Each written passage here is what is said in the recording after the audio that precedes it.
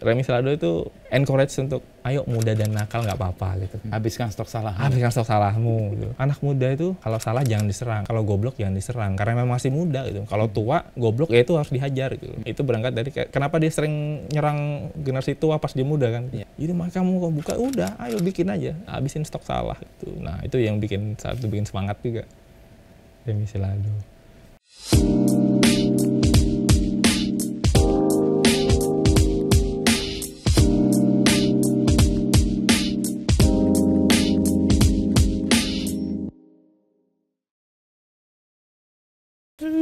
Gimana Tom, sehat Tom? Sehat, ini sudah direkam nih kayaknya. Ya, nggak tahu nih, udah direkam belum ya? Atau tanya kabar aja nggak apa-apa. Biasaannya begini. Aduh. Ya, sehat. Ini kali kedua nih gue datang ke sini dan tetap kagum dengan anak muda bernama Tommy Wibisono. Gimana awal mula lo bikin ini semua? Aduh, sebelum awal mula, aku tuh penasaran juga mas. Ini mas ini ngapain mau podcast toko buku itu kan buku secara umum aja itu rendah lah viewernya. Apalagi spesifik toko buku nih, itu kan jauh lebih rendah. Nah aku berheran, kenapa kok malah mau bikin tentang buku aki mas? Wah, aku diwawancara nih jadinya. Ya saya dulu sering wawancara. Gue punya kegelisahan sebenarnya soal sesuatu yang menurutku berkontribusi untuk kehidupan seseorang, bacaan dan membaca. Dan aku ngerasa kok belakangan, mungkin pengalamanku atau pengetahuanku juga terbatas ya. Kok nggak banyak orang yang intens mendalami bacaan, lalu mendapatkan inspirasi dari buku-buku yang dulu zamanku. Kalau ngomong zamanku itu berarti gue tahun 90-an ya, remajanya. Cukup tua. Gue dapat buku dan buku itu menggerakkan gue. Oke. Gue kasih contoh ya, gue remaja tuh buku baca Anak Bajang Menggiring Angin. Gue baca itu anjir, ini sedetail itu gambarin dan gue bisa bayangin air matanya itu netes. Dewi Sinta, lalu di sana waktu awal cerita bagaimana sastra Jendra itu di udar gitu. Gila ini gue baca kok kayak ada tetesan air mata di sini. Nah itu yang sekarang kayaknya tidak cukup banyak. Sekali lagi mungkin gue yang salah, makanya gue mau konfirmasi lo nih, apakah pemahaman gue itu keliru atau enggak? Karena gue ngelihat ini bisa hidup bukan setahun, bukan 2 tahun, bahkan bertahun-tahun. Itu kan pasti ada sesuatu yang menggerakkan ini terus-menerus. Awalnya 2015, kalau buku akinya dimulai ya, 2015 itu. Tapi sebelum ngomong buku aki itu, kayaknya harus ngomong sebelumnya lagi. Ah ya, boleh nggak apa-apa. Lo umur berapa sih sekarang? Kayaknya jauh banget perjalanannya. Enggak juga. 92. Pas 30 nih ya? Iya pas 30. Iya, pas 30. Sampai mana tadi? Sebelum buku aki itu, aku bikin media musik waktu majalah musik, Warning Max namanya. Ada di sini. Ada sini. Ini penting tuh dilihat. Ini pijakan berangkat dari Tommy Wibisono. Itu dibikin di sela-sela kuliah ya, bosan kuliah. Aku kuliah komunikasi dulu. Di UGM. Bosan kuliah, lebih sering ngampus tapi nggak masuk kelas itu. Jadi nongkrong di depan itu. Main dan sering ngobrol orang. Ngobrol terus. Ayo coba bikin yuk gini yuk. Karena kita sering ada tugas-tugas kajian media kan sering mengkritisi gitu lah, mengulas lah. Kurangnya apa ini terus, tapi daripada ngulas doang, cobalah bikin lah yuk. Dan karena waktu itu ngeliat juga tulisan teman-teman pada bagus-bagus semua. Nah kayak sayang banget ini kalau berakhir di meja dosen doang gitu. Kadang-kadang dosen juga nggak baca full lagi. Boleh para dosen tuh, dosen ya. Tapi tugas paling berat dosen itu adalah memeriksa ujian. Betul. Itu kita maklumi kok gitu. Jadi kadang-kadang kan mungkin dosen karena dengan waktu yang terbatas jadi mungkin nggak melihat ini potensi besar loh karya itu. Nah, aku ngeliat itu banyak teman-teman pada jago-jago semua. Ih sayang banget nih kalau nggak dipublikasikan. Kalau cuma berhenti di meja dosen. Makanya kemudian kita bikin lah waktu itu si web ya. Blog awalnya 2012 tuh blog. Terus 2013 itu dijadiin .com dan akhir 2013 jadi akhir majalah fisik gitu. Warning Magazine itu dibikin saat senjakala majalah cetak gitu. Kita bikin dan orang heran juga. Ini orang di tahun yang sama itu kayaknya Kompas Group menutup banyak majalah. Gitu. Terus kenapa bikin ya ya karena suka aja, suka sama ya karena masih kuliah kan, masih muda itu, masih punya banyak jatah salah gitu jadi. Itu makanya dihabiskan lah sebanyak-banyaknya dan bener salah ternyata. Oke. 2013 sampai 2000 majalah berakhir 2016 lah itu, 2015 sampai 16 itu. Kesalahan paling konyol tuh kayak kita nyetak majalah itu harga produksinya 15.000, kita jual 17.000. Wah, marginnya kecil banget. Dan nggak mikir kan, nggak, ya itu, ya namanya kan tadi berhak untuk salah. Oke. Ya udah salah akhirnya. Akhirnya terus lulus. Sebelum lulus, itu kan kita ada kegagalan distribusi waktu itu. Kayak majalah dititip di bukan toko buku ya, kalau itu di distro waktu itu. Jadi lebih dekat karena musik kan dekat dengan distro itu, jadi titip sana. Majalah terjual, laporan nggak ada, ya itu udah biasa gitu.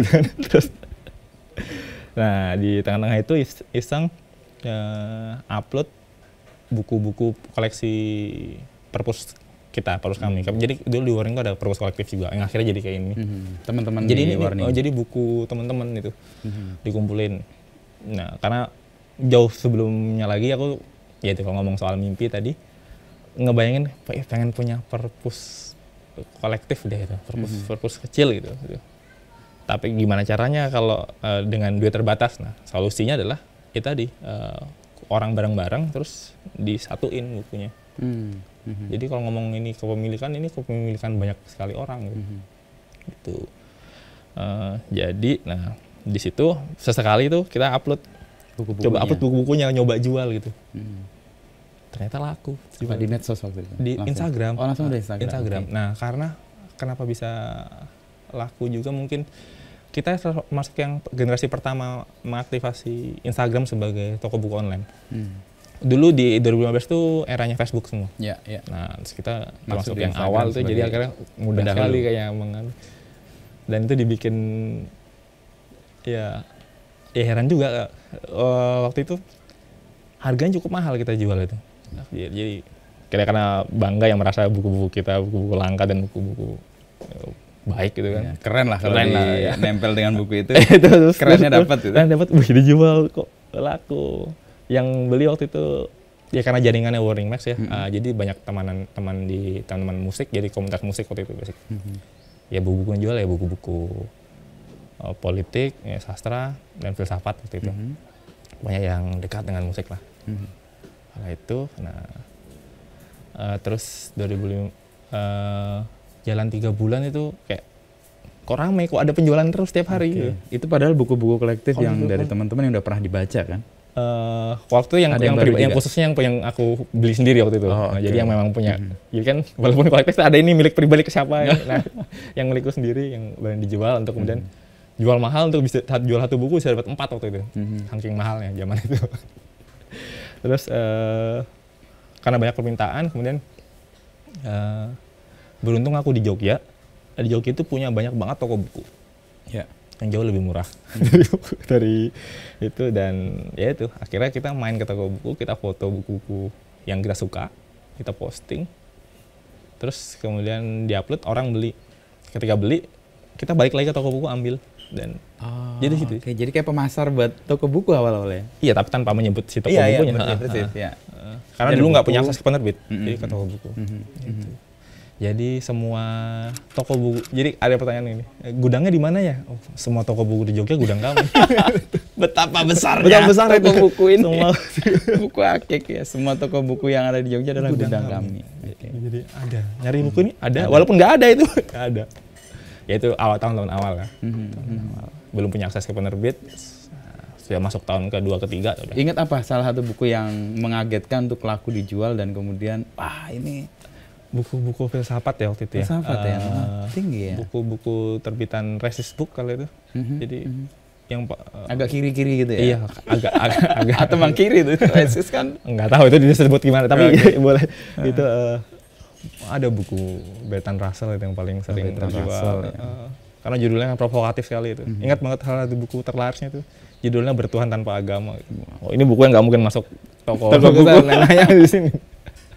Ya kebanyakan buku-buku filsafat dan sastra ya. Buku-buku Pram dulu juga kan agak langka. Ya, itu paling banyak kita jual buku-buku Pram di waktu itu. Jadi kayak men-solve problem Ya nggak mungkin dijual di toko buku offline. Di online itu kemudian orang bisa menemukan. Dan toko buku online juga nggak banyak jual itu dulu. Oke. Jadi 2015 tuh masih sedikit banget lah. Pertumbuhannya drastis kalau ngomong tahun ini. Iya. Tuh. Jadi awalnya dari situ. Sebelumnya kan namanya bukan Buku Akik ya? Namanya Buku Akik dari awal Buku Akik. Karena di 2015 itu tren batu akik gitu. Ada tren batu akik. Ya, pakai nggak batu akik nggak ya? Enggak. Ya kan berangkatnya dari Sebel. Oke. Ya harusnya nggak Sebel sih. Sebel karena waktu itu orang beramai-ramai gandrung. Bukan hanya orang yang bikin sebel, karena negara juga lewat pemda-pemdanya mendorong untuk ada mewajibkan loh, Mas.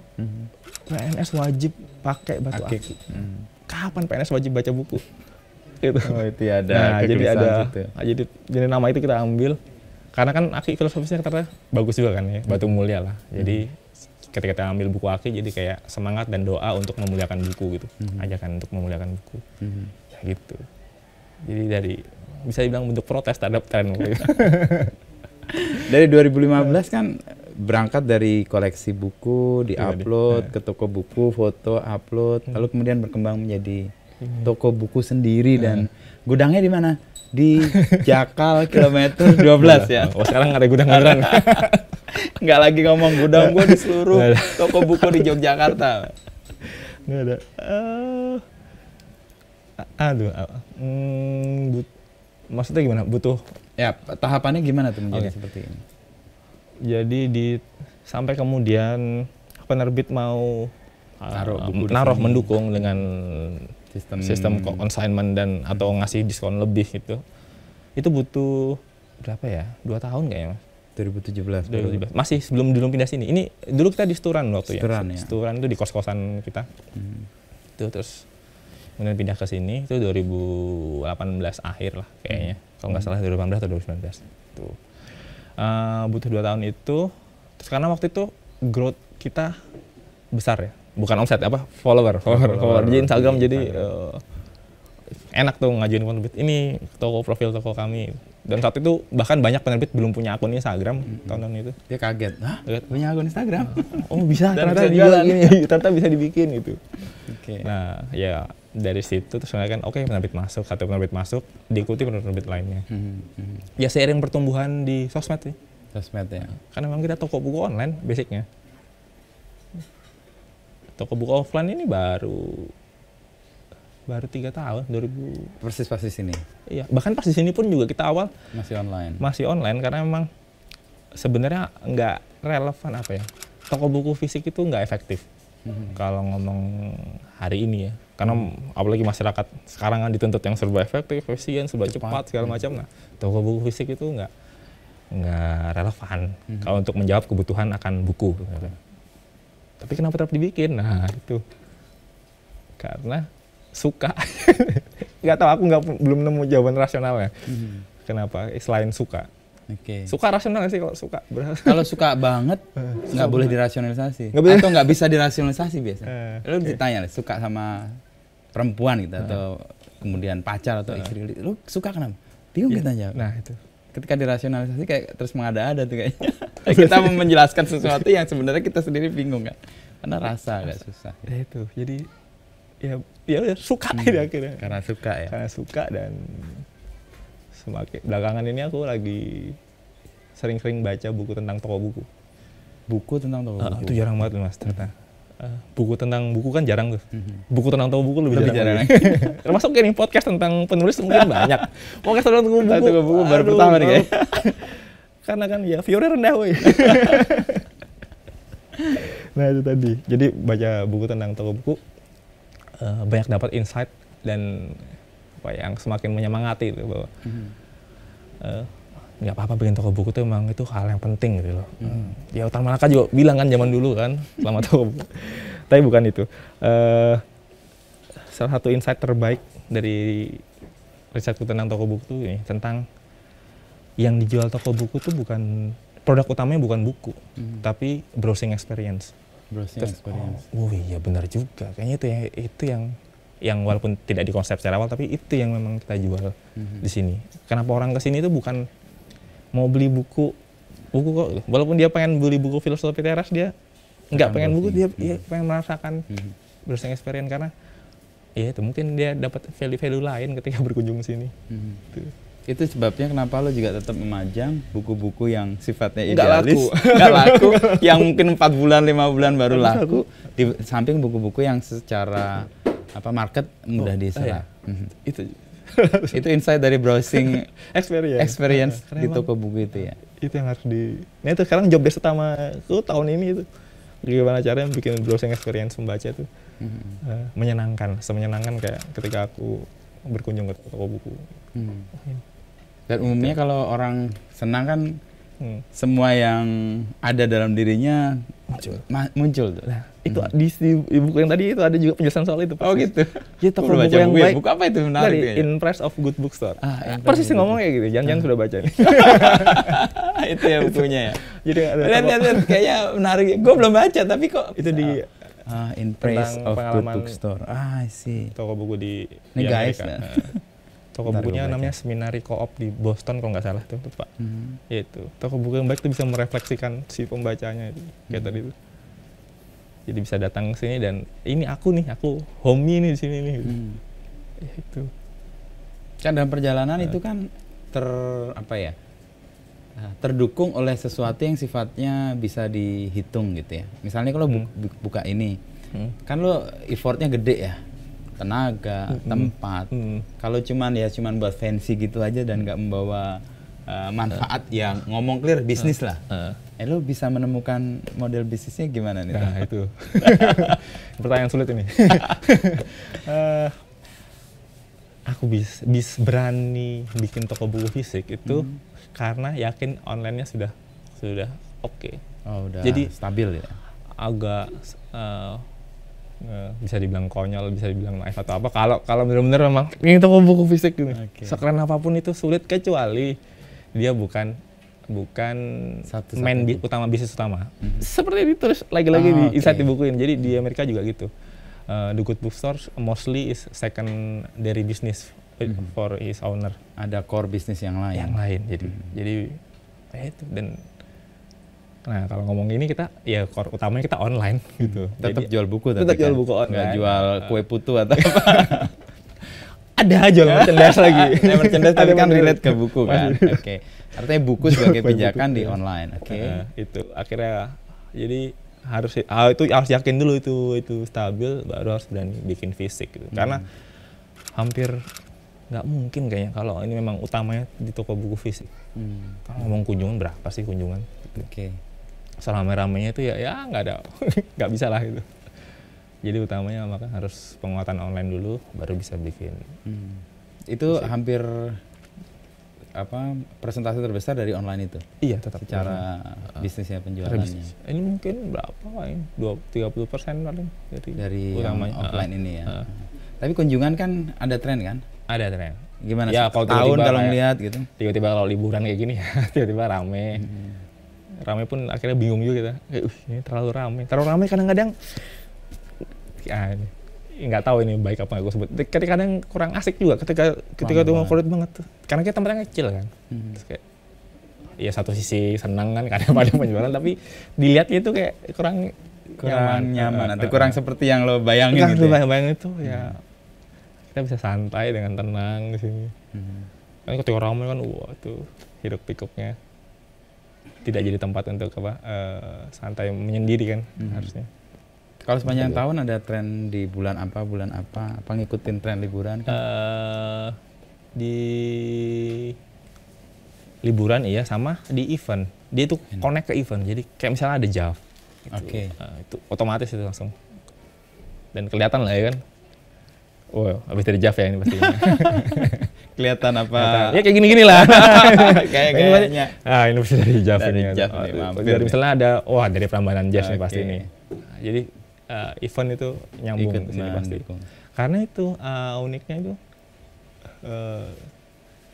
mayoritas pengunjung Banyuwangi itu dari luar Jogja. Luar Jogja. Bisa 60% mungkin lebih dari luar Jogja. Itu by design atau memang kebetulan kemudian? Enggak by design dong, enggak by design. Kemudian muncul jadi setiap tanya dari mana? Dari Jakarta, dari Bandung. Kebanyakan dari Jakarta Bandung. Ya sekalian liburan jadi. Gitu. Yang dari Jogja malah jarang. Gitu. Karena ada banyak banget pilihan di Jogja. Atau dan ini jauh jadi pilihan. Bisa jadi. Karena jauh ini posisi FYI aja ini jauh banget dia. Kita posisi di Jakarta atas. Sudah jauh, masuk kamu jadi tadi nggak efektif kalau dikunjungi. Untuk misalnya memang butuh buku ini, kita memang nggak efektif. Tapi malah terseleksi kan? Orang yang datang ke sini emang sungguh-sungguh ingin akhirnya sungguh datang dan berlama-lama di sini. Dan nah itu kalian senangnya gitu. Terus 3 bulan terakhir ini kita kasih coba dong tulis dong pengalaman di sini gitu. Dan itu bikin semangat yang tertempel di sini gitu. Ya. Ngebaca pengalaman orang-orang tuh bikin wah, ini bisa jadi buku tertentu. Bisa jadi, sudah direncanakan. Terus ngejar 10 tahun buku Aki itu kayaknya harus ada terbitan deh nih. Harus ada terbitan tentang. Nah belum ada tuh toko buku menerbitkan toko bukunya. Tentang menceritakan toko bukunya. Karena mungkin tidak banyak menganggap toko buku sebagai karya. Tidak banyak. Ya toko buku ya mungkin banyak dianggap sebagai ya sudah tempat jualan buku aja gitu. Buku aja gitu. Transaksi ekonomi semata gitu ya. Nah itu karena kita nganggapnya lebih ya. Jadi ini harus diaktifasi. 10 tahunnya kapan tuh? 2025 ya. Berarti deket lagi 3 tahun lagi. Iya 3 tahun. 2 tahun lagi besok udah 2023 kan? Siap pokoknya nanti minta tulisan satu ada. Baik. Tapi lo keberaniannya luar biasa di awal kan ketika bikin majalah nih Warning tadi saat industrinya lagi turun dan toko buku lo garap fisik lagi ketika toko buku juga lagi setengah mati loh karena sekarang toko buku berpikir nggak jadi toko buku jadi toko aja. Iya, sehingga semua yang dijual bisa macam-macam. Nah itu wajar mas. Gini, aku dulu salah satu orang yang agak mempertanyakan ya, kenapa Gramedia ini kenapa sih toko buku kok lebih banyak non-booksnya stationery-nya atau yang lain gitu. Ya, waktu 2012. Tapi ketika menjalankan ini dan ditambah baca-baca buku gini, oh oke. Bener yang paling bener ini. Buku hanya second atau malah yang ketiga atau yang keempat. Jadi buku tetap boleh utama, tapi karena margin buku kecil. Dan Gramedia pasti paham betul ya sebagai itu untuk pemain awal dan besar. Dia pasti paham betul dan memang harus ditunjang oleh produk lain dan memang faktanya gitu. Itulah kenapa kita bikin merchandise. Lihat-lihat juga di toko-toko buku di luar tuh, kok merchandise-nya kencang banget ya, kok banyak banget yang harus merchandise. Kayak di Strand atau di Shakespeare & Co. Ya. 2 mazhab kami kan itu di Strand yang New York jadi dan acuan ya. Itu ada banyak merchandise gitu ya. Dan merchandise-nya kok mahal-mahal ini. Nah, dan itu yang kita bikin. Jadi kita terapin juga merchandise kita mahal. Buku boleh murah, merchandise mahal. Karena memang itu kemudian yang sistem support untuk toko bukunya ya. Jauh banget soalnya buku itu 25%, 20% lah itu. Jadi buku 50.000 toko itu cuma untung 10-15.000 gitu. Itu yang sama gue lihat di majalah Monocle. Okay. Sebagai majalah ya dia memang mahal sih ya. Tapi dia punya merchandise yang collab sama brand-brand gede dan harganya nggak karuan tuh. Dan orang kalau megang itu kayaknya jadi tanda tertentu nih. Wah ini bacaannya Monocle nggak main-main. Dan dia kayaknya dapat di situ juga. Jangan buku Aki mau lari ke situ. IP-nya buku Aki. Sudah melakukan. Itu gara-gara ngeliat itu Shakespeare & Co. ngeliat dia punya merchandise ikonik banget, keren banget ini. Pas kebetulan dapat kesempatan ke sana, pulang sini langsung, wah ini harus dilakukan cara-cara setelah dapat pencerahan ya. Jalan ninja toko buku lah. Aduh. Tapi kalau dari sisi komparasi kan, sekarang kan masih online, lalu ada fisik, lalu ada merchandise. Mana yang kontribusinya atau berapa besar kontribusi dari 3? Tetap buku yang utama. Buku yang online itu. Secara kuantiti ya. Tapi kan margin tetap di merchandise utamanya. Jadi ngejual 1 kaos mungkin sama kayak ngejual 5 buku. Terus kalau ngomong kemudahan, jual kaos itu mudah sejauh pengalaman kami. Dibanding buku, jual kaos jauh lebih mudah. Kita misalnya hire Beng nih, bikin desain nih, oke. Bayar Beng bikin desain. Ya ini termasukin desainnya Beng nih. Nah itu lebih cepat. Tinggal foto, udah selesai deh itu. Sekali kerja. Kalau buku datang, kita harus buka, kita harus baca, kita harus cari, kita harus ceritakan kembali tentang apa menariknya buku ini. Itu take time panjang banget. Nah di awal-awal buku kayak gitu, semua buku diperlakukan kayak gitu. dibaca ditelaah mana yang kuat gitu. Wah, itu kalau sekarang udah nggak mungkin itu. Makanya akhirnya minta kerja sama penerbit, bikinkan juga dong ini apa poin-poin pentingnya, sinopsisnya gitu ya. Untuk kita antarkan ulang. Walaupun tetap ada beberapa buku tertentu yang kita suka, tetap itu kita baca dan kita ulas jadi dengan kita kasih opini kita. Nah itu mungkin buku aku itu sering muncul ada pesannya itu karena kita sering ngasih opini, pesan jadi, yang nempel gitu ya. Jadi sekarang kita sering ngomong kok ini buku bagus tapi covernya jelek. itu terbuka langsung jeder. Jadi ngomong gitu. Oke. Itu sering. Termasuk juga kayak ada buku dengan beberapa terjemahan ini. Ada misalnya satu buku ada 2 terjemahan. Bandingin. Ya lebih bagus yang ini sih terjemahannya gitu. Itu sering ternyata orang-orang juga suka dengan kejujuran ternyata gitu. Itu. Dan itu kayak jadi guide buat orang yang mencari bukunya kan? Iya. Dan sejauh ini selalu percaya. Kadang-kadang ini kalau ditipu kayaknya juga percaya. Walaupun enggak. Meskipun sekarang buku masih yang paling gede, tapi kayak kalau lihat kayak Shakespeare & Co tadi, lalu kayak misalnya Monocle itu kan dia dari sisi merchandising-nya gede. Menurut Tommy, apa yang membuat orang lebih mudah mengambil merchandise-nya dibanding sesuatu yang... Waduh, ini pertanyaanku juga ini. Tapi sejauh ini sih, koreksi kalau salah, kayaknya ya karena memang lebih rela membeli sesuatu selain buku. Lebih rela membeli kaos daripada beli buku mungkin. Ya memang lebih rela aja orang-orang. Jadi ya udah. Terus mau gimana kalau udah faktanya kayak gitu, ya kita kasih alternatif juga akhirnya. Kasih ya udah nih, karena belum banyak juga. Jadi kayak merchandise kita kan dikhususkan untuk pembaca buku gitu. Dan itu belum banyak yang explore itu. Jadi akhirnya ya terwadahi juga mereka. Tapi ya jarang juga sih kalau kesini beli merchandise doang. Biasanya di satu buku tetap ada sama atau merchandise gitu. Yang datang ke toko ini ya. Kalau menjawab tadi pertanyaan kenapa lebih suka itu, ya nggak tahu. Gimana nggak tahu. Sakit hati nggak misalnya orang datang, ngambil dulu ya, sekarang nggak. Sekarang nggak. Ya mungkin realistis saja ya. Jadi kayak orang nggak suka baca, ya udahlah nggak apa-apa. Kalau nggak suka ya udah. Gitu. Paling nggak dia terasosiasi kepada orang yang suka baca gitu ya. Beli kaosnya, beli merchandise-nya gitu ya. Walaupun bisa aja itu karena ya udah punya bacaannya kan, udah punya di rumah karena memang ada merchandise ya dia sekarang beli merchandise. Di rumah mungkin sudah ada bacaannya atau mungkin udah punya. Jadi ya gitu. Kalau awal-awal sih pengen ayo baca buku lebih intens lebih dibanding kan Tan Malaka bilang dan kalau perlu pakaian harus dikurangi gitu. Dulu itu kita jadiin semangat itu. Kalau sekarang kayaknya jangan deh, pakaian tetap harus diadain untuk mendukung buku-buku yang susah laku ini kayaknya. Jangan ditinggalkan, ya enggak apa-apa, diadain aja, dibundling aja gitu.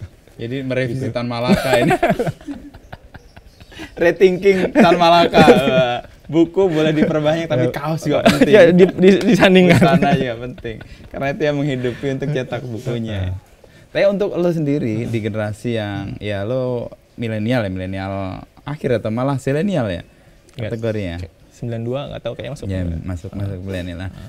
Kegandrungan ke buku ini kan sesuatu yang kayaknya di generasi gue masih punya pengalaman ini, tapi kan di generasi lo kayaknya enggak. Oke, karena kebetulan waktu dari kecil emang sudah didekatkan dengan bacaan dari keluarga orang tua. Dari keluarga. Kayak dulu tuh kayak udah kalau ke Gramet boleh beli buku, jadi nggak boleh beli mainan, beli buku. Ya udah cari-cari sendiri gitu. Terus jatuh cinta pertama sama buku itu di Harry Potter waktu itu. Oke, Harry Potter. Itu bukunya di sini. Ini benar-benar yang buku dari SD nih. Ini cetakan. Iya nggak dong dibeliin orang tua. SD ya benar. Harry Potter. Oke. Itu yang bikin jatuh cinta pada buku. Nah, terus jalan sampai SMP seneng musik punk waktu itu. Terus diterpa juga kultur zin. Terus aku memberanikan diri untuk bikin zin waktu itu di 2007. Oke. Nah, bikin zin sampai 2012 itu selesai. Baru bikin warning gitu. Jadi sebelum warning ada zin dulu namanya Salah Cetak waktu itu. Salah Cetak. Oke. Salah beneran atau? Salah cetak itu. Karena dulu semangatnya kan ini independensi. Jadi semangat independensi itu jadi roh dari dulu karena sering dengan musik punk kan, punk yang kuamini adalah tentang semangat independensi tadi diimplementasikan dalam Salah Cetak Scene. Ya itu kebawa tuh sampai sekarang tuh. Jadi ya udah kita bisa kok bikin apapun mandiri kok, gitu bisa. Gitu. Ya dipertebal lagi dengan ketika kuliah kan akhirnya dapat bacaan, banyak bacaan-bacaan yang nggak ada aku dulu di Balikpapan. Terbatas sekali itu buku-buku. Sampai SMA? Sampai SMA di Balikpapan. Jadi baru aku tahu Pram itu langsung pas kuliah gitu. Di saat teman-teman yang di Jogja, ya elah baru baca kamu. Memang enggak ini. Tapi nggak ada yang terlambat kalau baca Pram sih. Mau kapan aja baca. Dan tidak pernah selesai kan, tuh dibaca berulang kali pun tetap masih dapat insight baru. Ya itu tambah semangat lagi untuk di buku gitu gara-gara itu. Makanya di awal-awal itu, awal-awal buka itu kan pas momen gandrung-gandrungnya sama Pram itu, yang kaget-kaget. Jadi waktu sempat yang dijual, ya cuma buku-buku Pram paling banyak gitu. 50% tuh buku Pram dia doang. Gitu. Karena ya namanya senang-senangnya kan, lagi senang-senangnya. Terus merasa kayak, wah, Pram ndak keren. Ya. Zaman dulu. Ternyata ya nggak apa-apa juga. Tapi proses untuk kemudian menemukan format yang sekarang nih ya, kan ketahuan nih dari sekarang udah jalan hampir, sekarang berapa, 8 tahunan nih berarti ya, kan 2 tahun lagi 10 tahun kan. Buku apa yang laku, lalu bagaimana cara memasukkan tema-tema baru ke audiens yang buku akik itu ketemu nggak? Formulanya? Atau formula atau pola? Enggak, belum ketemu mas sekarang. Jadi benar-benar tiap hari trial terus. Iya sampai hari ini juga. Jadi apalagi kita ngomongin online ya. Kalau offline lebih santai lah. Kita ngomong online itu gila banget. Jadi benar-benar formula di bulan ini bisa nggak relevan di bulan berikutnya. bisa secepat itu. Wow. Itu melelahkan. Jadi kita harus cari cara baru terus untuk mengantarkan buku ini ke pembacanya.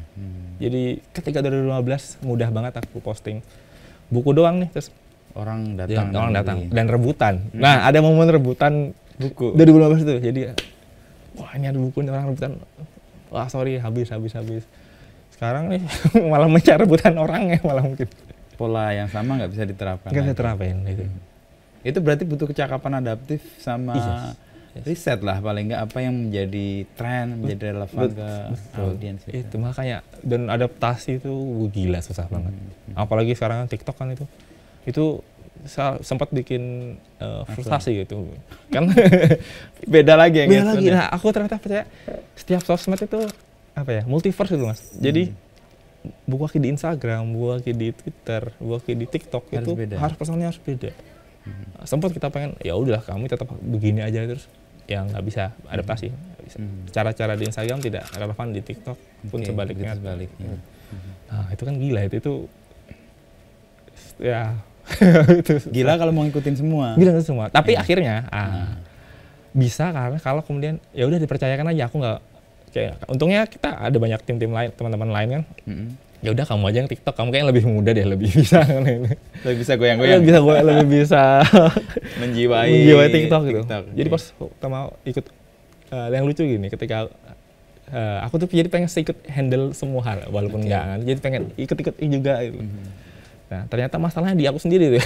Ketika nggak ikut-ikut, loh kok malah jalan ini. Nah, mungkin itu ego owner toko buku bisa jadi ya. Jadi pengen semuanya cawe-cawe. Padahal itu bisa lebih jalan kalau kita percayakan aja lah udah. Wah, ini value yang bagus nih. Kita percaya malah jalan ya. Malah jalan. Ketika kita malah menghambat semua jadi hambatan. Kan ketika cawe-cawe itu kan pengen menjaga marwah. Kita mau ditaruh di situ. Padahal sama audiens nggak cocok jangan-jangan. Gitu. Dan memang nggak cocok, dan aku nggak cocok. Terus makanya ya sorry yo guys. gitu. Ya itu. Makanya malah ya udah aku offline aja lah. Nah, dengan pola yang terus berubah, lalu platform yang berganti-ganti, lalu apa yang membuat ini tetap gitu ya? Apa poin apa yang terus dijaga untuk ya hal-hal berubah, semuanya berubah. Tapi apa ya? Nah tadi masih mengutip buku yang sama. In Price of Good Bookstores. Okay. Nah, ini. Yang bikin toko buku bagus itu juga klasifikasi sama entusiasme. Nah, ketika orang datang sini, karena kan memang buku, aku merasa hidupku di sini banget itu, dan orang-orang kalau melihat dari catatan yang berkunjung, dia merasakan itu entusiasme yang sama. Itu ya cukup sulit menurutku. Jadi ketika itu tetap dijaga, entusiasme dijaga, dengan sendirinya kok kita jalan terus itu. Sama tadi klasifikasi dan kurasi itu masih kita jaga juga. Jadi kemudian nggak tergoda untuk memasukkan semua buku gitu. Karena kayaknya kan ini semua orang tuh dengan bukunya masing-masing gitu. Dan kupikir nggak ada satu toko buku pun yang bisa menjawab seluruh kebutuhan pembaca gitu. Jadi ketika sempat sih aku agak tergoda gitu. Waduh, buku ini paling laris itu kan buku agama, buku anak. Buku agama dan buku anak. Motivasi. Iya juga. Tapi paling anak dan buku agama itu kan dua buku yang jarang kita jual dan tidak kita dalami juga. Jadi nggak ada soalnya ketika kita coba menjualnya. Kayak kita kok nggak laku karena nggak ada soalnya, jadi tetap susah gitu. Akhirnya ya udahlah gitu. Ya udah kita tetap tonjolkan apa yang memang kita sukain dulu tuh gitu. Jadi berangkat dari kesukaan dan membuat klasifikasinya. Dan ternyata tuh orang menghargai value itu kok ternyata kok. Dan itu biasanya ke cermin sih. Misalnya gini, gue selalu percaya gini. Kalau kita melakukan dengan hati gitu, dengan kesukaan itu, sukakan karena hati. Misalnya tulisan gitu, kita tulis dengan hati, itu yang kesentuh hati orang yang lain. Bukan pikiran. Kalau kita cuma nggak pakai pikiran doang, atau bahkan nggak pakai pikiran, itu nggak ada yang kesentuh. Apalagi kita nggak ada, gue sering bilang kayak reporter, kalau nulis lo kebingungan, yang akan sampai ke pembaca ya kebingungan juga. Tapi kalau nulis dengan hati, yang nyampe hati juga. Nah, klasifikasi di sini, lo mengkategorikannya gimana? Buku-buku apa aja yang menjadi identity atau ya ini buku akik meskipun platform berubah. Betul. Ya itu dipertahankan dari yang jadi zaman dulu karena kita dekat dengan memang buku politik, buku sastra, buku filsafat. Itu yang tetap yang utama ini. Jadi kalau misalnya main nanti mungkin bisa di-shoot itu yang muncul ya buku-buku tadi itu. Dan buku-buku itu bukan buku-buku laris gitu. Tapi di sini malah yang terlaris kan ya. Malah kita tunjukkan situ. Ya masih itu. Walaupun tetap juga akhirnya terbuka dengan judul-judul lain. Yang bikin tumbuh juga itu. Kita sering ngobrol dengan pembaca ya, kan sering banget pembaca tuh berlama-lama di sini, dan kalau ada waktu itu kita sering ngobrol, dan dia sering ngasih rekomendasi, Mas adain buku ini bagus loh. Oke, kita adain, dia sering banget dapat dari situ. Nah itu yang buat kita jadi semakin beragam itu di situ. Ya, sastra, politik, dan filsafat. Ini tiga hal yang memang agak sulit dan mendapatkan pembaca yang masif itu kayaknya susah itu. Apalagi filsafat, gue kuliah filsafat ya. Kuliah filsafat itu, kita menyebutnya kan kita sekolah STF, sekolah tinggi filsafat. Kita kadang-kadang melesetin sekolah tanpa faedah. Karena rumitnya belajar filsafat, habis belajar itu ngapain gitu. Tapi jadi ada faedahnya loh belakangan ini dengan ada stoa. Iya, itu dulu kita bahan yang story itu saya itu ini remeh-temeh, menye-menye dulu filsafat. Kita belajar kan Marx, Hegel, Feuerbach gitu. Wah. Ya itu buku-buku masa Frankfurt itu. Buku-buku awal buku ya yang disebut tadi. Itu ya. Tapi sekarang malah yang laku yang kebijaksanaan itu. Tapi dan ternyata setelah dicoba baca ya ternyata bagus juga kok. Bagus. Kita ngerasa dulu karena itu dekat dengan pengalaman kultural kita juga kan. Stoa itu kan juga mirip dengan kalau kita ngomong filosofi Jawa itu dekat dengan Stoa itu, soal kebijakan, soal cukup, soal kontrol dan yang nggak bisa dikontrol. Ngerasa itu udah kita miliki juga, nyari yang nggak kita miliki kan. Wah, itu belajar Hegel tuh sampai 3 hari 3 malam gue nggak paham ini mau ngapain gue. Wah, segala macam itu. Tapi di sini tumbuh dan jadi klasifikasi ya. Iya, bisa. Di highlight. Apa yang insight apa yang lo dapat? Kenapa kok pembaca ada yang menunggu dan mencari buku itu? Ya, karena mungkin nggak banyak yang mau masukkan itu. Jadi ya kita mau wadahi orang-orang itu kayak dulu kan gini, kaitannya ke di 2015 itu sebelum ada buku kopi senja ya, kita tuh udah kasih alternatif. Kayaknya pembaca tuh nggak cuma minum kopi deh, ada juga kok yang minum vodka gitu. Ya karena kita dulu zaman warning masih dekat dengan hal padahal itu. Alkohol tidak menyelesaikan masalah loh. Apalagi es teh. Apalagi kopi. Nah, jadi zaman dulu kita memfasilitasi buku untuk anak-anak nakal lah ngomong kayak gitu. Kayaknya yang ini juga butuh bacaan karena mereka kan musisi-musisi luar kayaknya kayak Lennon, Kurt Cobain tuh punya daftar buku favorit bacaan. Ya, persis. Ya. Nah, salah satu rekomendasinya itu jadi, apa aja sih buku-buku yang dibaca Kurt Cobain, apa saja dibaca John Lennon gitu. Dulu salah satunya itu. Jadi kayak aku baca Kejar Indra gara-gara itu yang dibaca mereka gitu dulu. Dan pola itu sebenarnya bisa diulang. Kembali lagi hari ini tuh ada, cuma beda aja. Rockstar-nya adalah sekarang BTS. Gitu. Ini menarik. Dia rockstar ya? Kayaknya bukan rock ya? Kalau ngomong rockstar dalam bintang ya, dalam bintang ya. Gue bisa berantem sama anak gue. Iya, aku nyebut rock. Dia bahkan mungkin lebih dalam konteks buku, dia musisi paling berpengaruh di dunia. Ya, dalam konteks buku ya. Di majalah Time juga disebut kan dia. Oh, disebut ya, aku belum baca. Nah, jadi apa ya aku nyebutnya itu RM itu hand of Midas gitu. Jadi apapun buku yang dia pegang itu auto bukan hanya terbaca, terlaris, terjual laku. Dan itu diterapin akhirnya. Jadi kayak apa si RM itu foto tentang buku itu. Tunggu waktu aja lah penerbit Indonesia akan menerjemahkannya setelah itu. Dan bisa segila itu efeknya. Nah, itu. Jadi ada faktor bintang juga ya di situ yang membuat orang rasa gue pengen menjadi seperti dia dengan membaca buku-buku yang dia baca juga. Iya sama ya kayak ketika aku baca itu kayaknya orang sekarang juga dan nggak apa-apa kayak gitu. Walaupun ada juga yang kemudian menemukannya sendiri gitu ya. Nggak, ada juga yang merendahkan. Kamu baca gara-gara idolamu. Nggak apa-apa dong. Pintu masuk kan bisa dari mana aja. Kayak misalnya kayak kita mengidolain Pram, kemudian Pram suka Stand Back sama Gorky karena baca Stand Back gara-gara si Pram nyebut. Ya, jadi bisa ada buku itu bisa nganterin ke buku-buku lainnya. Nah itu gue alamin juga. Gue kenapa kemudian gandrung sama Masa Frankfurt. Gue baca Anak Bajang itu. Gue baca penulisnya. Sindunata ini siapa? Wah, dia belajar di Jerman ini. Wah, pemikiran sedemikian. Jangan-jangan karena dia belajar itu. Akhirnya kita belajar Masa Frankfurtnya. Dalamin teori kritis dan sebagainya.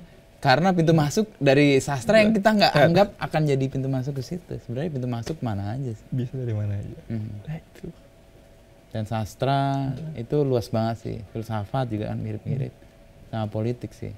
Iya. Klasifikasi yang sebenarnya dekat ya. Dekat semua sebenarnya. Iya, kan berhubung politik kan nggak bisa dilepaskan dari mana. Itu. Ya.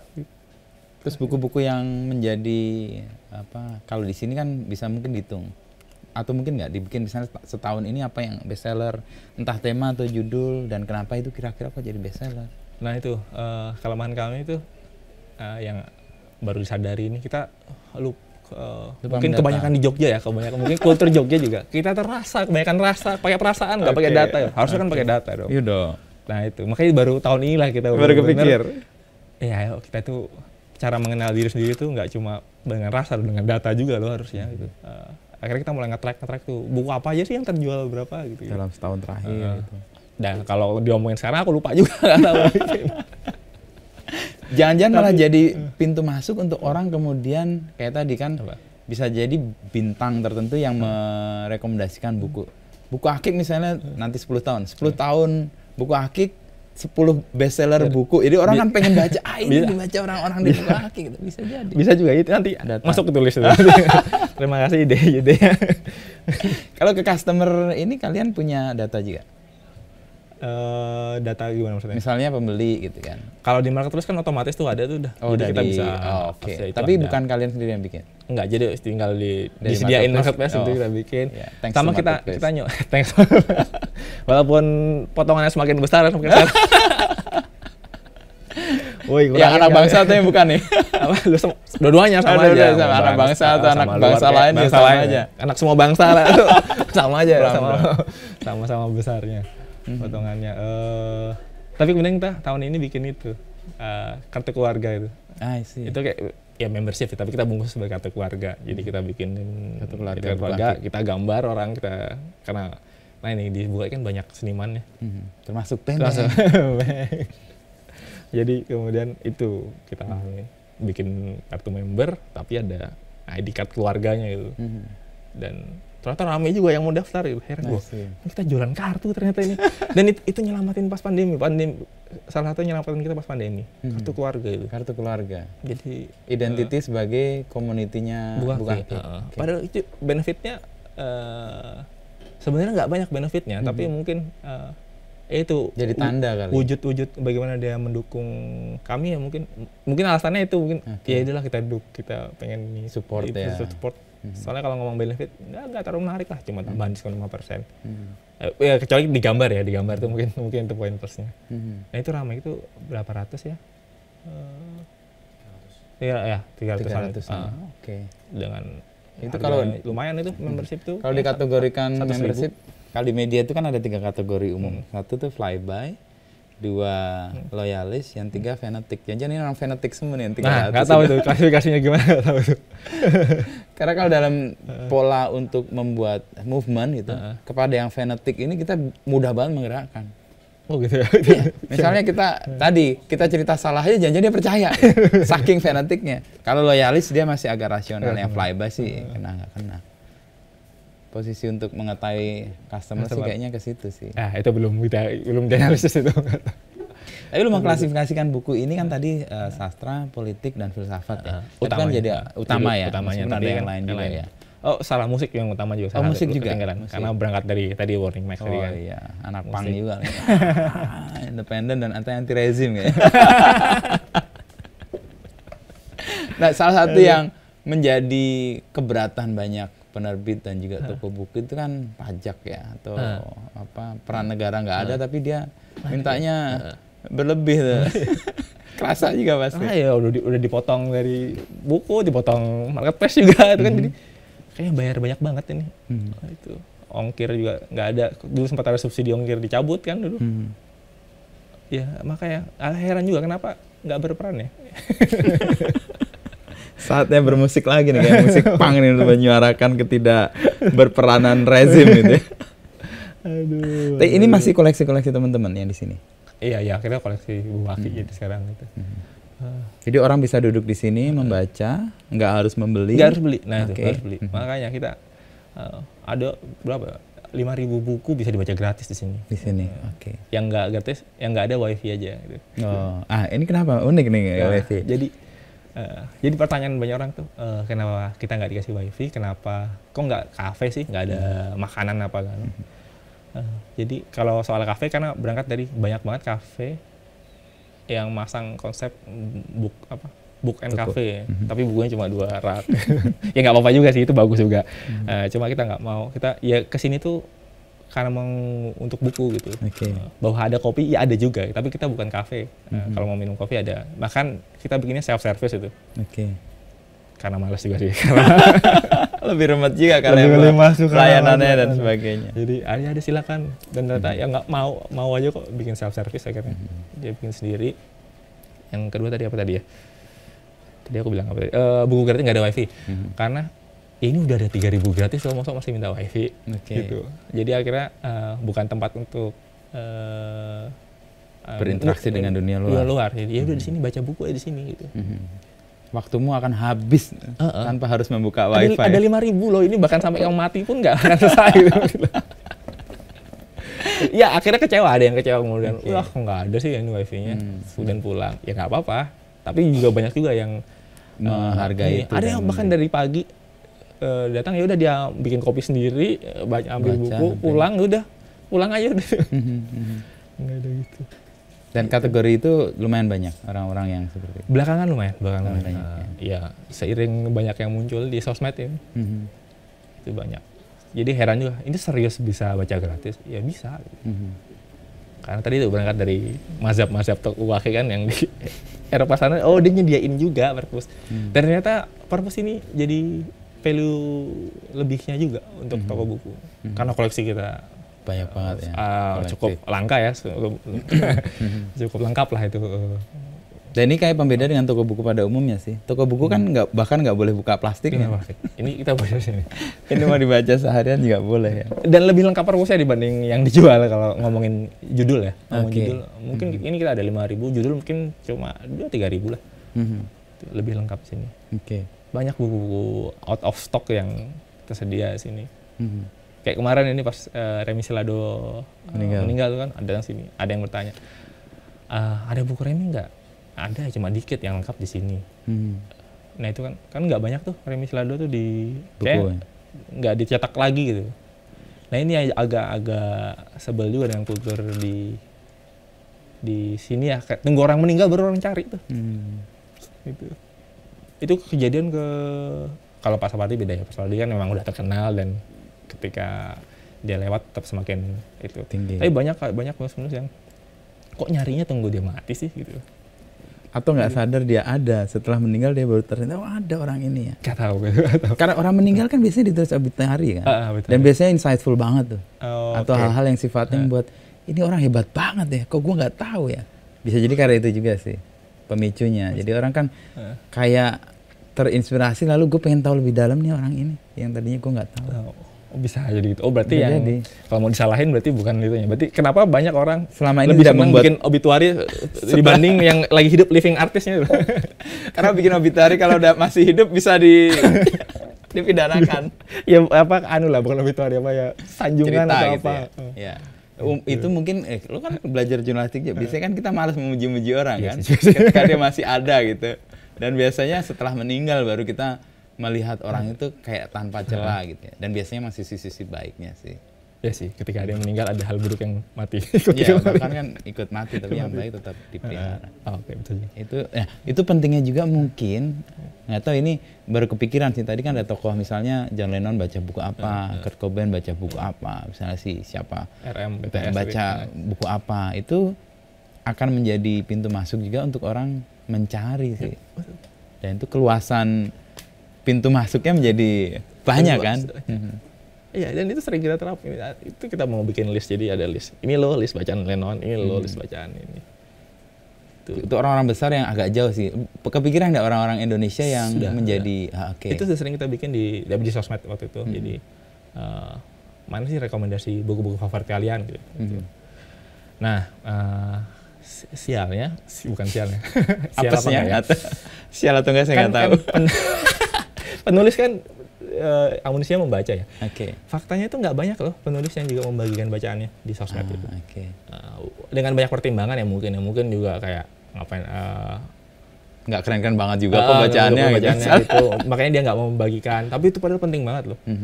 Jadi kalau misalnya hampir semua penulis melakukan itu sering membagikan bacaannya kan nggak perlu jauh-jauh ke RMBTR dan segala macam. Iya. Kan. Akhirnya yang John Lennon yang udah jauh banget gitu. Ya kan faktanya emang jarang sedikit sekali penulis yang membagikan bacaannya. Padahal tuh penting loh, penting buat banyak orang loh, penting buat pembaca lainnya, penting buat penerbitnya, dan penting untuk penulis lain. Persis, untuk terinspirasi. Sebelum jauh kita tes nih, 5 buku Tommy yang berpengaruh atau yang setidaknya punya pesan kuat dan kemudian kayaknya orang perlu tahu deh atau kalau gue pengen tahu buku apa sih Tommy 5 ini. Aduh, gue pengen jawab yang lokal. Habis ngomong lokal. Yang di luar kepala yang luar semua ini. Iya, apa-apa. Tadi nomor 1 kan yang nggak bisa lepas tadi yang bikin jatuh cinta pada buku tetap pasti Harry Potter lah. Harry Potter yang pertama ya. Harry Potter itu. Apa yang membuat buku itu selain karena dia pertama dan momen dari orang tua untuk mengajari membaca kan? Apa emang ceritanya kuat atau Tommy mendapat sesuatu? Kalau satu mungkin kalau dilihat dari sekarang ya, yang bisa analisis kayaknya karena mungkin kebetulan bacanya itu gitu. Kalau baca yang lain mungkin aku juga akan minta yang lain. bisa jadi. Waktu itu belum banyak pilihan lain. Waktu itu. Tapi kalau aku waktu kecil kayak wah ini gila banget ini kayak ya itu benar books are magic itu. Memang benar memang kayak gitu. Benar kita bisa memvisualisasikan teks yang ada di situ ya. Itu bisa dan lebih. Dan bahkan ini, bahkan buku itu sering kita bikin cerita alternatif setelahnya. Itu sering banget itu sampai. Nggak harus seperti di buku itu kan? Ketika ini kita bikin cerita alternatif kayak, ternyata itu ada ya fanfiction ternyata ya. Cuma aku nggak menuliskan aja, tapi sering kita membayangkan itu. Ya itu yang ngebuka imajinasi itu emang Harry Potter ini ketika remaja. Terus kalau yang dewasa ya pas kuliah ya itu sebelum bacaan itu aku tumbuh dengan majalah dan zin Okay. itu apa ya, pintu masuk pengenalan pendidikan politik pertama aku tuh di zin. Jadi zin pang waktu itu. Dan itu kebanyakan bahas filsafat juga. Jadi lewat, kalau nyebut 1, 2, 3 susah sih, tapi ya banyak lah nanti karena kalau mau kayak foto bunga rampai gitu ini ya. di sini nih bukunya. Ini dari tahun 2007 ini nih. Dari tahun 2007 itu. Nah dari sini tuh kemudian tahu nama-nama orang-orang aneh-aneh gitu kan ya. Dan ada waktu itu ulasan tentang Pramudia gitu. Di situ. Kayak, wih, kok ada orang kayak gini nih, ada orang. Nah, tapi nggak bisa dapat karena waktu udah papan. Ketika pas kuliah makanya cari itu. Meskipun baru hari ini baca Pram. Sama teman-teman yang ada. Ya lah kamu mentang-mentang di Jogja. Lo punya privilege lo di Jogja. Nah, terus itu karena Pram bikin takjub waktu itu. Buku Pram apa yang pertama dibaca setelah dari Zin itu Dao? Ya Bumi Manusia tentu saja. Tapi yang bikin senang bukan itu. Malah buku interview Pram. Jadi ada judulnya Pram Melawan, ada judulnya Saya Terbakar Amarah Sendirian, dan Saya Ingin Melihat Semua Itu Berakhir. Nah itu 3 buku favorit itu. Dari buku itu bahkan aku tertarik bikin buku lah juga gitu. Itu 3-tiganya formatnya interview. Ya. Oh bisa ya, bisa ya bikin buku soal interview. 1 itu, 2 kayak, wih anjing Pram ini orang keren banget nih, orang gila banget kayak gini. Jadi malah interviewnya yang aku kagum, mengaruhi hidup ya, bahkan sampai jadi bikin karya. Bikin warning segala macam itu kan juga model wawancara gitu kan. Oh iya, soal apa aku? Ya tadi tentang keberanian kayak disentil-sentilnya. Wah anjing. Terus selanjutnya Remi Silado. Juga bukan dari karya langsung, jadi non-fiction. Jadi aku sangat orang yang tumbuh dengan wawancara deh. Dari wawancara orang deh. Jadi takjub dengan itu. Remi Silado itu encourage untuk ayo muda dan nakal nggak apa-apa gitu. Habiskan stok salahmu gitu. Dan betapa menangisnya ketika bisa wawancara si Remi Silado itu. Waktu kuliah? Waktu kuliah, waktu bikin warning itu. Wah, benar gemeteran itu. Wah, jadi ketemu idola ini. Starstruck itu, dan ya untungnya bawa sangu minuman ya. Jadi santai lah. Menyelesaikan masalah nggak? Ternyata menyelesaikan masalah, menyelesaikan starstruck gitu. Dan menyelesaikan jarak juga. Aku cerita sedikit soal aku wawancara Remi Silado itu. Sebelumnya tuh dia wawancara juga, ada wartawan umum lah, ada cukup tua itu. Ya itu agak intimidatif dia. Pewawancaranya. Si Remi-nya. Jadi si wawancara juga kelihatan agak tertekan juga. Baja kita antri lagi nih. Waduh, itu aku berdua itu waktu sama Sony. Terus ya saya minum dulu, terus habis itu halo om gitu nih. Ini om ada oleh-oleh dari anu. Dia minum, dia, wih keras banget, kurang ajar kalian, ini apa nih kok keras gitu. Nah dari situ lebih tenang, lebih santai dia. Lebih santai dan dapat banyak sekali titah-titah pesan-pesan kuat sekali. Yang membekas itu kayak itu. Anak muda itu kalau salah jangan diserang. Anak muda kalau goblok jangan diserang karena memang masih muda gitu. Kalau tua goblok ya itu harus dihajar gitu. Itu berangkat dari kenapa dia sering nyerang generasi tua pas dia muda kan. Dia itu mah kamu kok buka, udah ayo bikin aja, habisin stok salah gitu. Nah itu yang bikin semangat juga Remi Silado. Terus habis Remi, terus ya itu stand back waktu itu gara-gara Pram nyebut dia itu Pram itu juga nyebelin juga, jarang banget nyebut penulis yang dia sukai. Padahal kan harusnya banyak tuh. Gue pelit juga ini orang gitu. Nggak mau kesaingan kayak ini orang. Dan dia mengidolakan yang jauh, yang nggak mungkin kita jangkau gitu ya. Tapi akhirnya ya dikejar, dari Pram tahu stand back gitu, tahu Gorky, tapi pas baca Gorky nggak senang sih. Nah itu bisa kayak gitu juga loh buku itu, bisa juga nggak cocok kan gitu. Bisa itu. Terus kalau belakangan ini ya aku lagi memutuskan untuk aku akan baca semua buku tentang toko buku sekarang ini. Ya ini bisa jadi bisa jadi buku favorit ini sepanjang masa. Ini baru 3 bulan yang lalu lah. Oke. Itu buku tentang toko buku. Buku tentang toko buku. Dan dari toko buku itu kan lo mendapat inspirasi untuk bikin ini juga kan? Iya. Cerita apa Shakespeare Company itu. Itu di mana, di Inggris ya? Di Paris. Oh, di Paris. Oke. Nah, itu pas kesana merinding juga. Kayak wow, ini naik haji ya, ibaratnya naik haji. Akhirnya naik haji. Pengalamannya mirip sama gua. Kalau gua waktu itu ke London itu ke dekat di filmnya Notting Hill. Toko buku kecil warna biru. Dan ketika ke London gue kejar itu. Karena itu memori waktu nonton Notting Hill itu tiba-tiba gue kok pernah lihat ini. Pernah, dan pengen banget punya toko kayak gini nih gitu, kecil di perumahan gitu, orang datang dan pergi nggak rame. Cuman yang tadi lo punya keberanian lebih dulu. Dibanding gue cuman ide. Padahal itu cukup lama gue kesana dan tahu itu. Iya. Dan mewujudkannya. Nah itu. Tapi itu kan sisi enak ya. Ada juga loh yang belum di-share tadi. Tantangan besarnya itu bukan selain penjualannya, soal susah jualan ya. Kadang-kadang ini baru kejadian beberapa hari lagi. Aku agak shock. Enggak shock sih, biasa. Satu hal yang bikin susah di toko buku itu kan soal product knowledge-nya. Karena ribuan banyak itu kan. Gimana caranya bisa tahu gitu. Makanya belakangan ini kita sangat terbantu oleh teman-teman Bookstagram yang sering bikin review. Jadi rutin, paling enggak kita tahu lah ini buku tentang apa gitu. Ada satu ketika pengunjung tanya, kalau aku baca habis aku suka Pramas. Kemudian aku baca buku apa? Kalau itu kan gampang karena aku juga baca itu. Ya, diarahin aja tadi. Nah, kamu suka gitu ya. Ketika pertanyaannya berganti, baru kemarin itu tentang itu buku pengembangan diri sih waktu itu. Aku suka baca Mark Manson ini. Mark Manson yang itu yang orange itu, yang biru. Sebuku amat.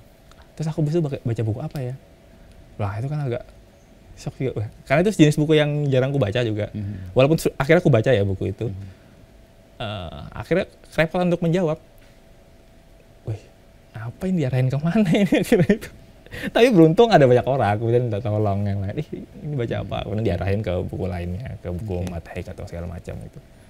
Nah itu tantangannya di situ. Product knowledge. Dan gitu. Dan kalau yang membekas sih ini aku sering ceritain hal ini sih. Nanya, Mas, buku penulis perempuan yang bagus apa? Yang lokal. Wah, diam loh Mas. Karena nggak banyak referensi. Nggak banyak. Karena ternyata aku jarang baca buku penulis perempuan ya. Dan ternyata nggak banyak juga buku perempuan ya gitu. Terus aku arahkan ke yang buku-buku luar tuh ya. Ya kebetulan aku baru baca yang ini gitu. Tapi kan harusnya itu berarti aku merasa ada kesalahan di sini itu. Kenapa kok sulit kita menjawab? Dan itu aku tes ke banyak orang setelah ditanyain itu. Dan aku orang tes juga banyak. Gak bisa jawab juga. Loh, kok gak bisa jawab sih? Ya paling jawabnya ya penulis Islam Ayu Tami, Lestari. Ya itu jawabanku itu juga. Tapi kelihatan dia kecewa tuh. Kok itu doang? Ya itu aku juga udah baca kali. Gitu. Jadi agak. Wah itu cukup terpukul di situ. Kemudian berangkat dari pertanyaan itu, akhirnya kita riset ini penerbit untuk Mas siapa aja sih buku perempuan? Oh sebenarnya cukup ada banyak juga kok. Terus akhirnya kita kasih di highlight juga tempat khusus ini rak khusus penulis perempuan yang baru gitu. Dari pertanyaan itu juga kemudian kita bikin festival online, judulnya Buku Oke Girls Day Out. Itu menghadirkan semua penulis perempuan. Dan ternyata susah juga loh. Emang susah juga nyari penulis perempuan. Tapi dari pengalaman itu kan turunannya menjadi menarik kan. Lalu kemudian mencari tahu, kemudian ngajak audiens juga ingin berkontribusi karena memang kesulitan menemukannya. Itu bukan resiko karena menjadi besar.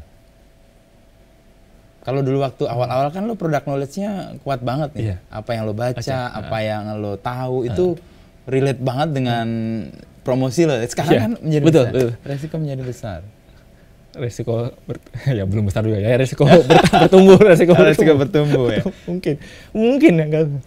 Tapi itu harusnya sebelum besar pun itu pertanyaan yang bisa dijawab harusnya. Harusnya kita harusnya bacaan manusia itu beragam dan aku merasa tidak cuma beragam. Bacaanku ternyata cowok banget nih. Oke, habis itu aku baca. Ya itu pertanyaan yang mengubah. Nah itu kita sering berkembang berkat bantuan dukungan audiensnya sendiri ya. Mungkin dia nggak bertujuan untuk mengembangkan ya, tapi secara langsung itu loh. Respon kalian yang membuat itu berkembang kan. Wow. Kalau sekarang nih buku Akik, kalau boleh cerita dioperasikan oleh berapa orang dan apa aja perannya, lalu mereka punya role apa aja nih? Okay. Sekarang kita bertujuh, berdelapan sama aku. Lebih banyak di sosmed sekarang. Jadi ngurusin sosmed. Yang online, ngurusin penjualannya. Penjualan online. Ngurusin marketplace, ngurusin Instagram sendiri, ngurusin tadi TikTok sendiri. Tadi itu terus ya biasa di packing. Di bagian purchasing pada umumnya. Sama ya itu kalau ya kalau aku ini shopkeeper di sini. Shopkeeper tuh ngapain aja? Semua diurus tadi. Asal nggak cawe-cawe yang lain.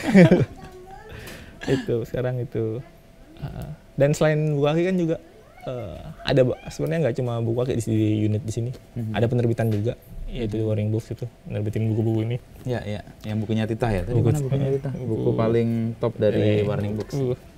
Nah, akhirnya gini, kenikmatan punya buku Akik itu di sini. Ketika stabil, keuangannya saya stabil, akhirnya kita bisa nerbitin buku-buku bagus tanpa mikir, ini lakunya gimana ya?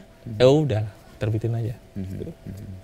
Itu dan penjualannya ternyata oke. Ternyata oke juga, ya udah jadi bonus juga akhirnya. Artinya kerja-kerja idealis itu bukan tanpa market sebenarnya. Kalau pas.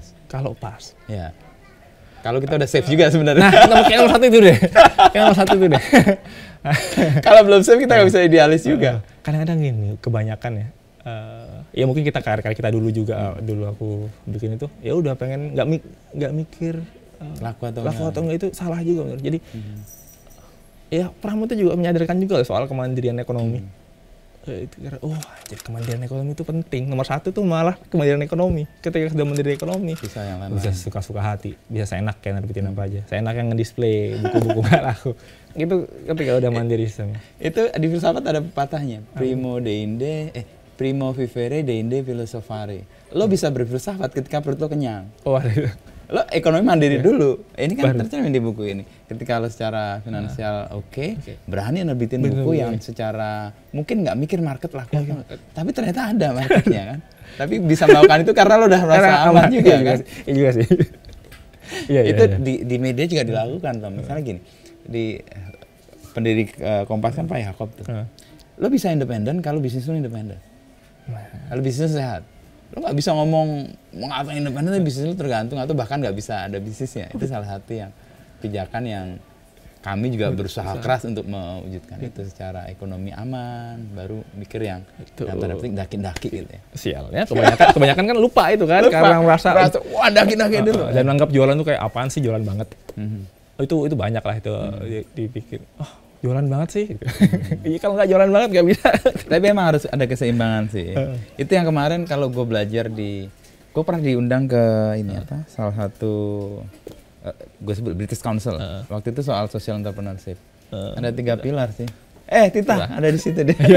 Buku mau dibicarakan barisan banyak umur lo. Jangan dah nanti GR ya. Jadi di social entrepreneurship ini gue sih lo nggak menyebut, tapi gue ngerasa ini kayak bisnis yang dikelola secara social entrepreneurship. Jadi ada 3 pilar. Pilar pertama adalah secara bisnis dia fine. Ya nggak gede-gede banget tapi fine. Yang kedua ada manfaat luasnya untuk masyarakat dan sebagainya. Yang ketiga ini mungkin karena isu sekarang sih soal sustainability dan lingkungan. Nah ini kan juga nggak semata-mata lo bisnis untuk menumpuk kapital kan. Lo kan dengan bisnis ini ingin memberi manfaat yang nyata buat orang-orang ke audiens, ke penulis, ke pembaca yang belum terinformasi. Mungkin itu juga yang gue bayangin. Justru karena menjadi kecil ini memungkinkan itu dilakukan. Iya, kayak kalau semakin besar kayaknya nggak bisa. Ini udah cukup kayak gini. Gitu. Kalau untuk toko buku tadi kan lo menyebut soal asosiasi ya. yang perlu digarap dan kayaknya belum ada. Kayaknya lo harus jadi pemula tuh, lo banyak menjadi pemula lo untuk bikin majalah saat majalah yang apa yang mainstream tutup, jadi toko buku saat toko buku menjadi toko. Nah, ini saatnya lo menjadi perintis untuk bikin asosiasi. Apa yang lo cemasin soal asosiasi sih, atau tidak adanya asosiasi? Paling nggak kalau ada hal-hal kayak pandemi gitu, itu bisa tenang gitu. Karena kampanye waktu itu ya berangkat dari di sini juga dijelasin. Ya pas 2020 itu ngeliat toko-toko atau buku Amerika, ada American bookseller namanya itu akunnya, saling mendukung, saling support memberitakan itu. Ada toko bukunya, toko buku itu campaign ayo buy locals, lokal. Nah itu loh. Itu di social entrepreneurship jalan tuh. Oh gitu.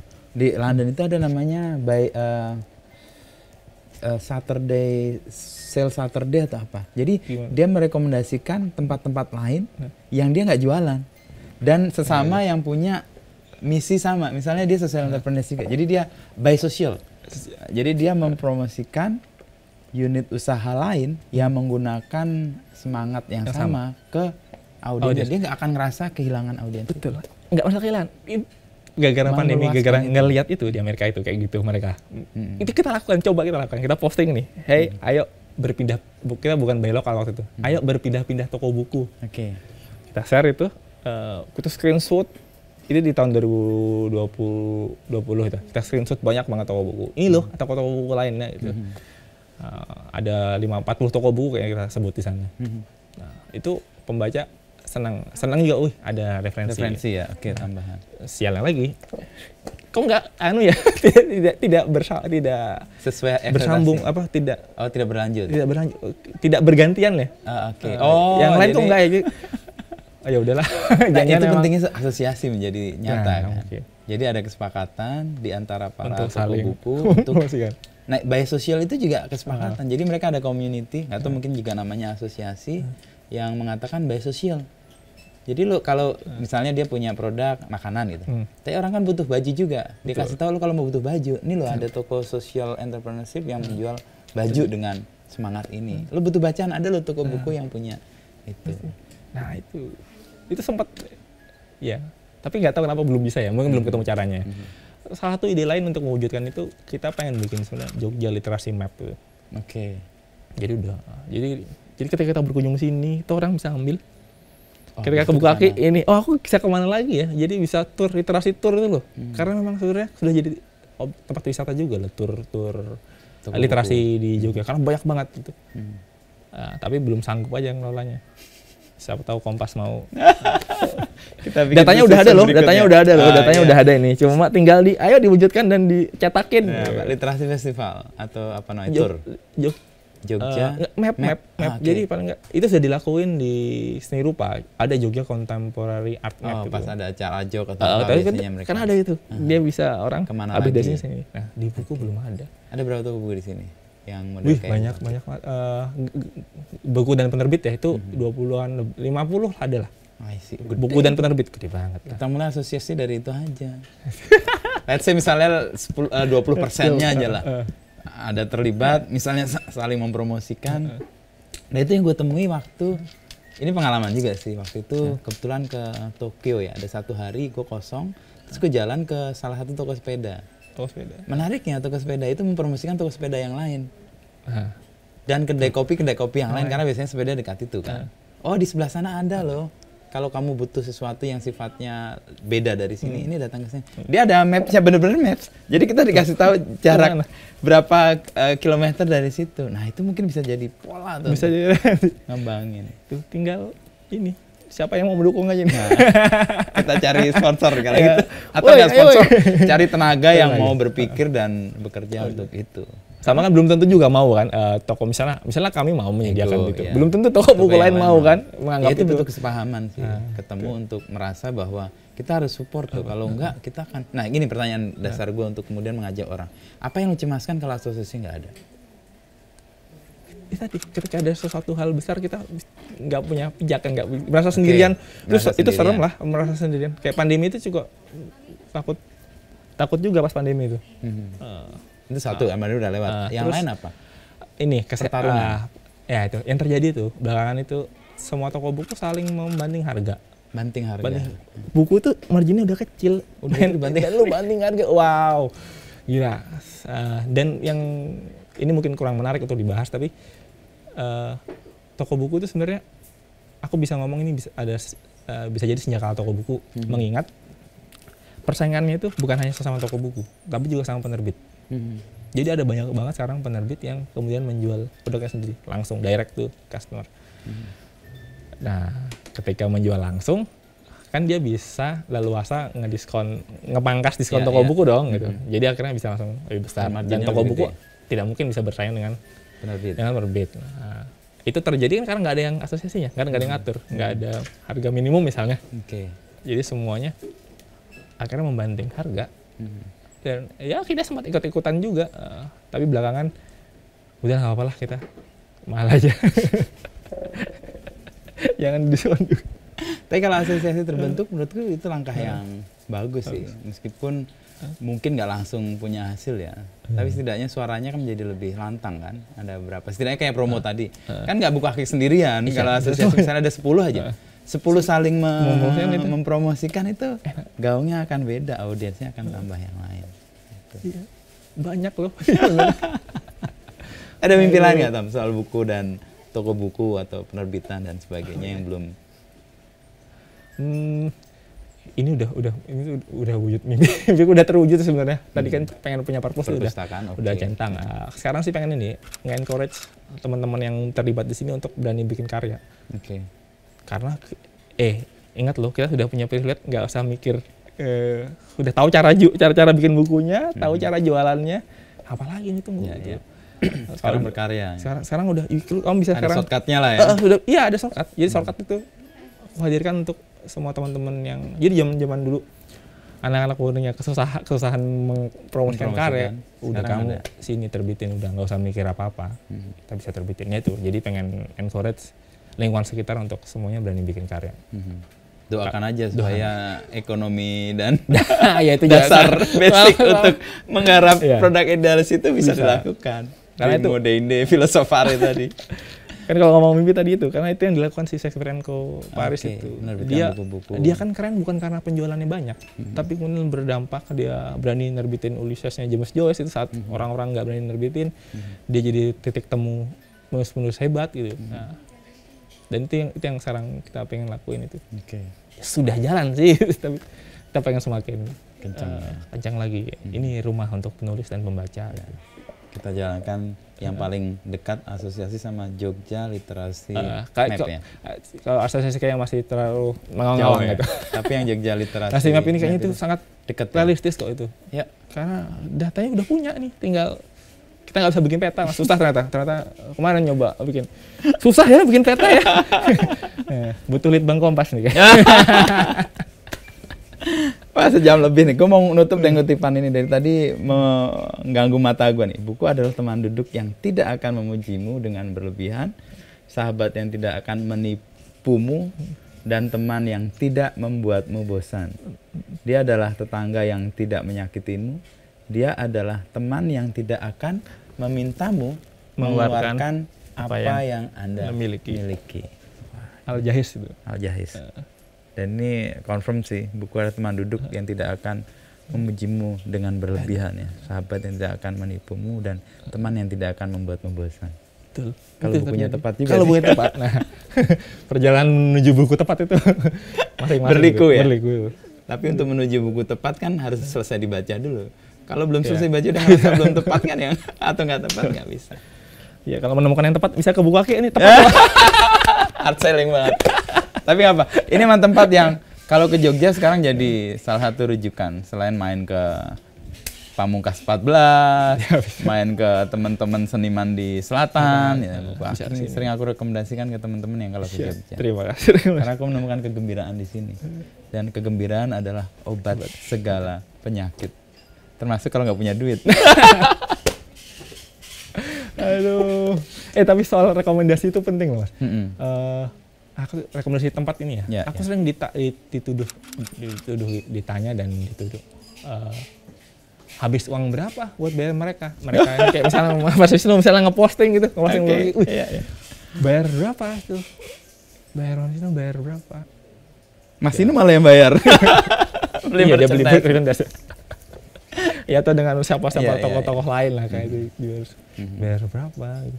Ya nggak mungkin lah sanggup bayar gitu. Apalagi ngeliat apa red, kalau aku baru sadar ya red influencer tuh terlalu gila-gila ya. Influencer itu. Wah, itu. Tapi itu wajar kok. Selama mengingati dampaknya itu, pantesan ya memang sosial media di new capital yang terbaru itu ternyata memang sosmed itu. Tapi rekomendasi itu penting dari orang-orang kalau dia secara natural emang menikmatinya atau menyukai produknya. Kalau enggak ya malah menipu sih. Ya, seolah-olah suka padahal nggak suka, ketika orang datang ke sini kecewa. Kalau dia natural, alamiah dan punya kegembiraan yang didapat dan postingnya bukan karena disuruh. Iya, kelihatan ya bedanya ya. Beda loh. Lo posting misalnya harus posting jam 3 ya karena begini-begini, itu malah kaku banget kalau natural ya. Nah, untuk bisa dapat rekomendasi-rekomendasi itu kayaknya itu tadi Jogja Literasi Map itu harus dibuat. Kita saling merekomendasikan dan audiensnya meluas. Dan buku nggak sejak kalah lagi. Nggak, toko buku nggak sejak kalah. Kalau bukunya panjang masih. Toko bukunya. Toko buku kecil, toko bukunya nggak sejak kalah. Gitu Tom. Thank you ya. Sejam ya udah ya? Lebih. Kalau mau dilanjut bisa panjang, sejam 30 menit kata si Oki sebagai produser kita. Kasihan yang ngedit susah. Ini sengaja di los saja. Kasihan Beng-Beng yang duduk dari tegak sampai melorot gini. Ada salah apa ini? Ada kontrol salah visual apa? Galak juga biasanya. Dan kita juga udah datang, kita akan ngobrol. Thank you Tom ya. Iya, siap. Kita akan bikin season berikutnya yang mungkin Jogja Literasi Map itu bisa jadi pintu masuk.